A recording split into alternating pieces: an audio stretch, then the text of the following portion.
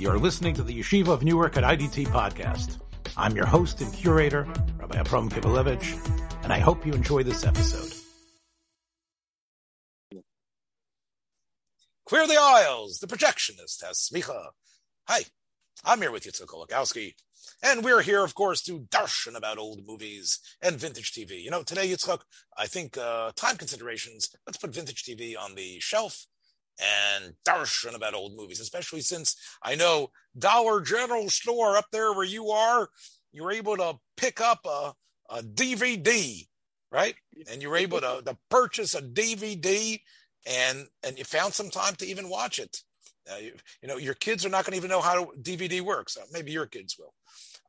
So I know this was a DVD you've been waiting to watch.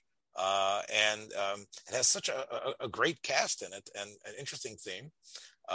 So why don't you start us off with it? It's fresh in your memory, and it sounds like you're ready to recommend it, despite some difficulties with it. Yeah, well, I just saw it now. I actually was pretty surprised. I went to the Dollar.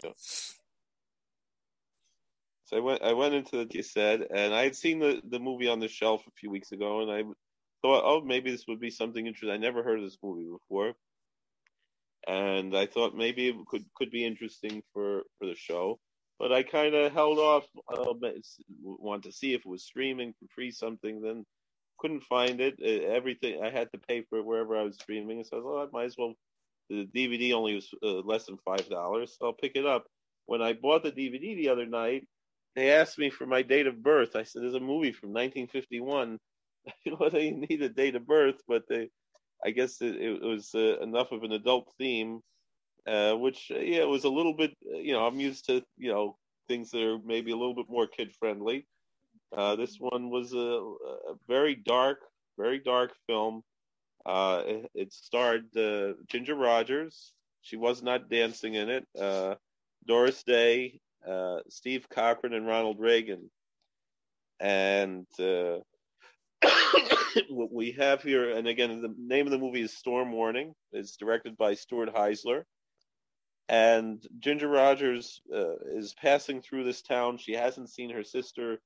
Her sister got married about 2 years earlier, and she hasn't seen her since before she was married.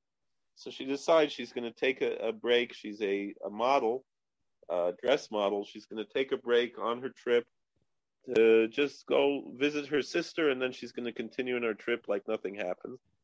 She arrives there. She asks for a cab at the hamburger stand there, and the cab driver said, "No, there's no cabs," even though she saw that he had a hat. He's a cab driver. So she said, her sister works at the bowling alley. How do I get there? He said it's 10 blocks up the road. If the cab driver just would have taken her, the whole thing, nothing would have happened. But she had to walk, and she winds up seeing. She walks past the county jail there, or the town jail, and a mob of Klansmen with hoods and robes take a guy out. He's a white guy. Take him out. They're going to lynch him, and they wind up shooting him. And she sees this, and she sees the face of two of the men. She runs and goes to drop off her suitcase, and then she goes to the bowling alley. She finds her sister there, and a lot of people are, the whole town, everything was shut down before the shooting happened. So, the next day there's an inquest into the shooting of this man. He turns out he was a newspaper reporter who was reporting about the Klan, and Ronald Reagan is the police officer, the detective who's trying to, get some kind of evidence against the Klan to shut them down. And they're presented as, the whole issue is that they're presented as a community organization that means well and protects the city. There's no racial. There's no. Wait, the Klan come off as protectors of the city. They come off as in a positive way. That's how. They come off. Obviously, they're shown right at the beginning as a murderous mob. Sure, but they're trying to present themselves as protecting the city. They tell Ginger Rogers, a girl like you can walk down the street safely because of us, things like that. And then and the whole problem is that there's a whole financial grift, and people are pocketing the money for the dues and things like that. That's really kind of and how it develops into leading them into murder, but it's not even there's no the oddity of this is that there's no mention of the racial aspect of the Klan, which is very strange. So and let's just put this in perspective. In 1951, there had been people saying, "Oh, the Klan is something that's dead. There's no Klan anymore. The Klan was just something that happened as a result of as blacks were starting to amass for civil rights. Blacks were beginning to push, whether it was Thurgood Marshall and others. There were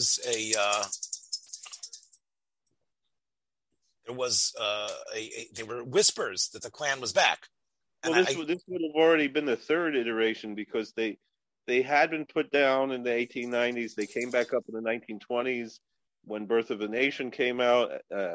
Woodrow Wilson was really very supportive of, and that's when they got even more violent. Than even though they were extremely violent and murderous before that, and lynching, they got more, and they also expanded more of their hatred to other groups, to Jews and Catholics and so forth. And then they got knocked down, especially Calvin Coolidge pretty much almost wiped them out. But then again, by that time, especially as a lot of the civil rights push, which a lot of it, even though a lot of the civil rights are known more from the 60s, there was a lot of civil rights legislation going on at that time. There was fear. I think the Klan is built on the fear of miscegnation. It's built on the fear of the blacks taking your women, the blacks taking over. Right? It's basically the idea that the Klan was sort of like the secret police in a way. The police officially couldn't do anything, but many of the police officers and high officials in the city would wear the robe in order to do the evil that they thought was necessary, that technically couldn't be done openly. Right? That was it couldn't be done publicly, but when you put the robes on, not only did it put fear into the victims, but the Klan wearing those robes allowed the anonymity for these high-minded people of the community to engage in the type of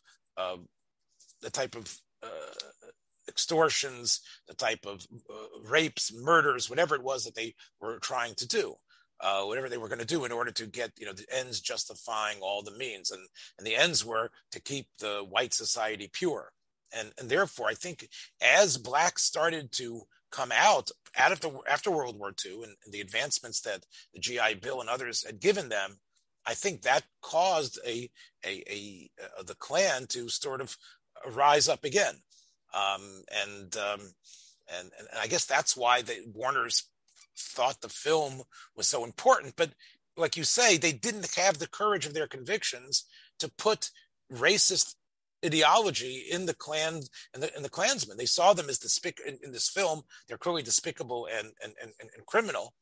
But what do you think was the reason for that? Were they afraid? I mean, there were other films we talked about a couple of weeks ago about No Way Out and other films that did deal with the ugliness of racial hatred. Why do you think they were? And the other fascinating thing is Heisler himself was, did a lot to try to help the black community. He was, pushing to help recruit African Americans in World War II. He made a film about that, kind of a propaganda film. So, meaning he had an understanding of this importance. So it's difficult to say. I don't know why it was. Do you think maybe because they wanted this film probably did not do well in the South anyway? I mean, once they had the Klan as the bad guy, there probably was, were they afraid of alienating, people that, the gentleman's agreement, it's after Crossfire. And Warner's always wanted to be out there. Warner's was a studio that didn't shy away. I see the critics that are quoted here. It was they really felt that was part of the big problem of this film, was that it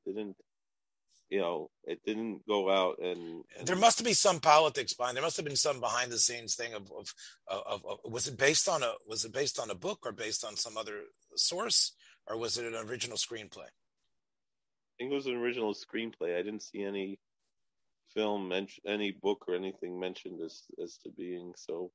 Mm-hmm. Yeah, that might have been part of the problem too. They were trying to have a message film, and without a message, the message got muddled because of that.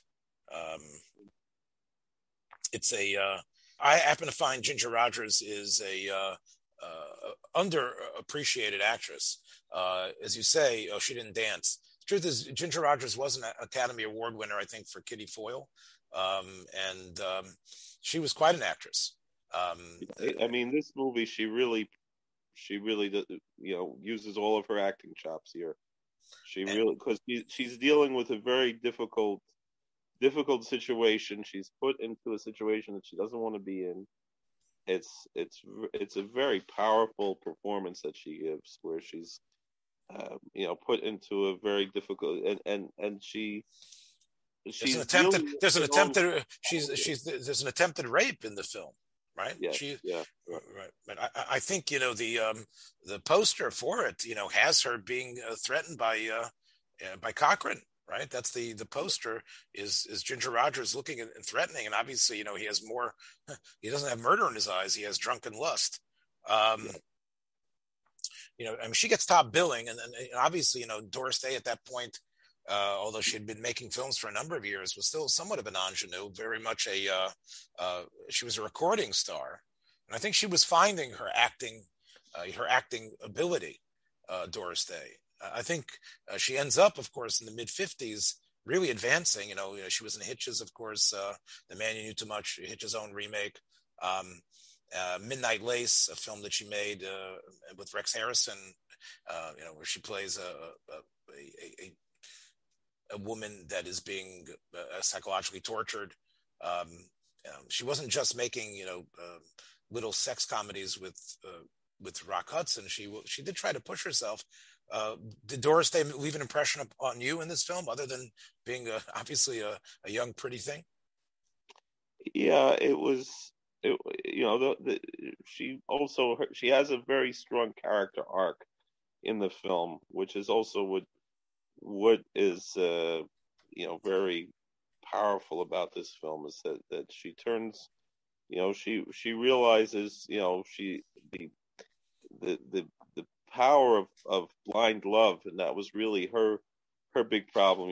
Here she is, she's in love with her husband, married for 2 years. She tells her sister that she's just absolutely, crazy about him, and he's a murderer, and she wants to cover up for him because she loves him so much, and they're about to have a baby, and all of that drama there. And then when this is already a little bit spoiling the movie, because at the end, she finds out what a scoundrel he is. Not just, she already knows that he's a murderer, but when she sees that he's able to do what is presented, we mentioned already that what was already, I guess they weren't worried about spoiling it then, because they had it as a major part of advertising the film, that he was trying to rape her. Yes, the kiss of a Klansman, as it says.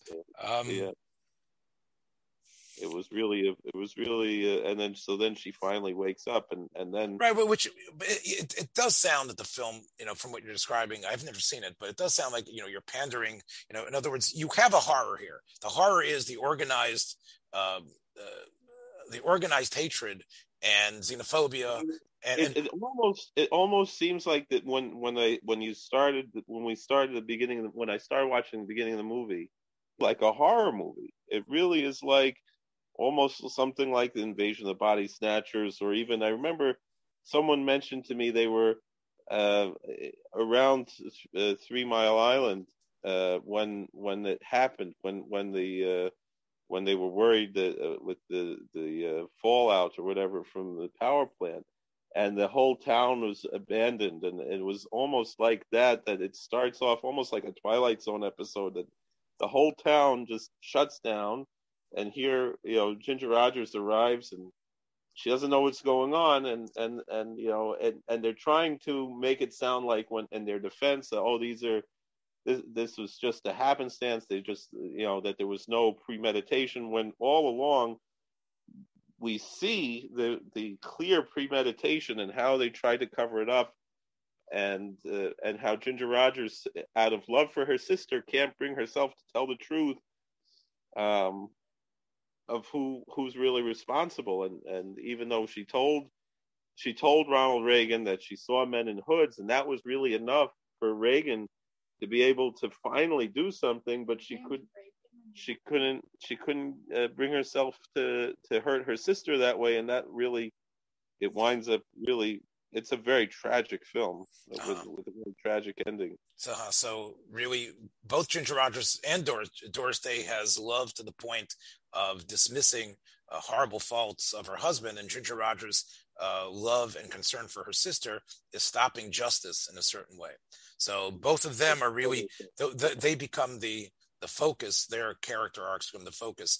But again, what I was saying before is the fact that, a number of years later, I think it was perhaps the next 2 years, of course, you have the rape scene of Marlon Brando and Vivian Leigh in The Streetcar Named Desire. I think there was, the idea that Hollywood was getting a lot more daring in terms of violence against women in this way.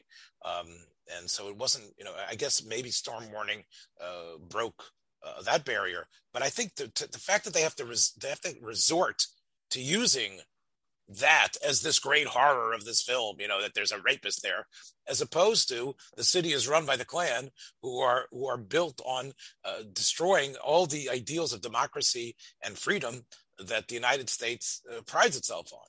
And that itself is a horror. And obviously, they killed this reporter, right? But how many Jews, did they kill? How many blacks did they lynch? But that was something, again, as you say, that the film was scared to do. Instead, well, there's a rapist who's part of it, and look what we've discovered about this town. Like, we sort of have to become sordid instead of the town is clearly taken hostage by the Klan, but whatever. But it's but the Klan are people from the town, right? Yeah. So it's hard. It's one thing if they would be stormtroopers, the Nazis coming in from outside. These are members of these are the people who sit on the city council. These are members of the Park Beautiful Committee. These are the bankers. That's really the and it sounds like a little bit of misdirection. I said the invasion of the body snatchers type of a theme, where you're dealing with, that's the horror of it, that these are your neighbors, these are, and they've taken over. It reminds me also, in a certain sense, like Jackson's The Lottery, where you have, it's this, this little secret almost that you have, people who otherwise seem to be normal members of society, and then every couple of years they just stone someone to death. And it's not quite like that. This is more about greed. This is more, whereas in The Lottery we don't know why they do this. It's just something they do. In this movie, it's motivated by greed. It's motivated by people who want to, how in all of these small towns, people want to feel like a big shot, like, and I know this, living in a small town, without talking about any type of crime or corruption, there's this just feeling of, you want to be a big shot. But then when it leads to corruption, to crime, to murder, to all this mayhem, and to all the fear, where the people don't want to be, the newspapers come, and the radio, they come and they want to report about this, and people say, get out of here, it's none of your business. So it's a very, very, very frightening film, very tragic. There's no happy endings here. Let's talk about, I talked about Ginger Rogers and her great acting ability, which you can see on display in Bachelor Mother, other great films. I think she gave 100% and all the time in heels. Even with Fred Astaire, it's really, in a way, her career sort of takes a nosedive. Like in the mid 50s, she ends up, because as she was getting older, she wasn't able to play the great starlet the way she had been in the past. A film that indicates this is, of course, a film which I think your family would love, which is called Monkey Business. Where I love Monkey. I love that movie. Yeah. I told you your family would love it. And Ginger, that of course has Marilyn Monroe in it. Right. It's got Cary Grant and Marilyn Monroe, and this is of course the film about the serum that somehow makes you act young, and Ginger Rogers is really able to do a lot of great stuff in that. It's unfortunate that as the 50s pushed on, Doris Day had she was quite a bit younger, and because of her singing talents, and because I think she was just so well liked she was like bigger than life, Doris Day. I mean, not in 51, but she was able to really push things, especially into her, especially the things that she did for animal rights and animal welfare. She became really a spokesman for things that were wholesome. So she sort of had I think a greater post movie star life than Ginger Rogers did. But Ginger Rogers really sort of faded away.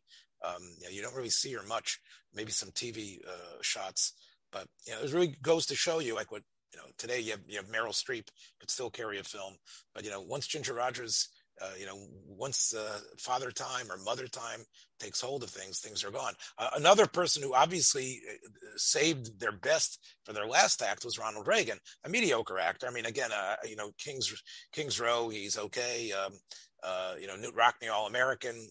He can pull some heartstrings, I guess, a little bit. You sort of feel bad for George Gift, but.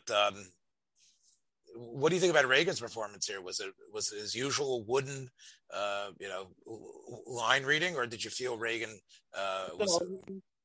I think he did a very good job. He was because he was very passionate. I think he probably would have wanted to lash out more against the Klan, and again, it's such a strange thing, such a very weird thing about how this movie doesn't talk about who the Klan was. It's really bizarre. But I think he's doing very well for workmanlike acting, considering his limited acting skills.